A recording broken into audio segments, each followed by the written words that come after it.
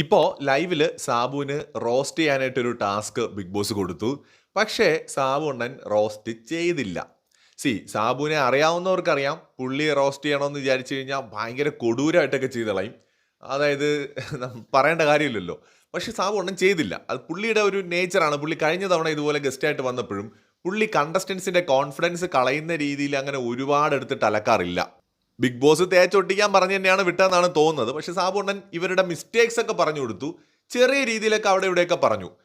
അങ്ങനെ പോയുള്ളൂ. അത് കാണുമ്പോൾ തന്നെ അറിയാം. എന്ന് വെച്ചാൽ സത്യസന്ധമായിട്ട് പറഞ്ഞാൽ ടാസ്കിന്റെ ബേസിൽ ഒരു റോസ്റ്റിംഗ് ടാസ്ക് എന്നുള്ള നിലയിൽ ശോകമായിരുന്നു ഉള്ള കാര്യം പറഞ്ഞാൽ.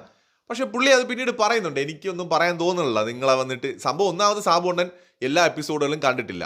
രണ്ടാമത് മൂപ്പര് അവിടെ ചെന്ന് കഴിയുമ്പോൾ അവരെല്ലാവരും ഭയങ്കര സ്നേഹത്തോടെയും ബഹുമാനത്തോടെയൊക്കെ പെരുമാറുമ്പോൾ അവരെ പിന്നെ ഒരുപാട് എടുത്തിട്ട് അലക്കാനൊന്നും തോന്നൂല. മാത്രമല്ല അവരുടെ കോൺഫിഡൻസ് അതോടെ തീരും. എന്നാലും പുള്ളി അവിടെ എവിടെയൊക്കെ തൊടാതെ എന്തൊക്കെയോ പറഞ്ഞിട്ടുണ്ട്.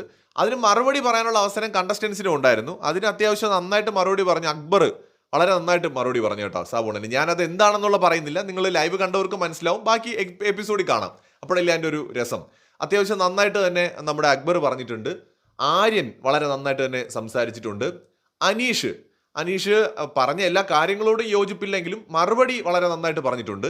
ഷാനവാസ് വളരെ നന്നായിട്ട് മറുപടി പറഞ്ഞിട്ടുണ്ട്.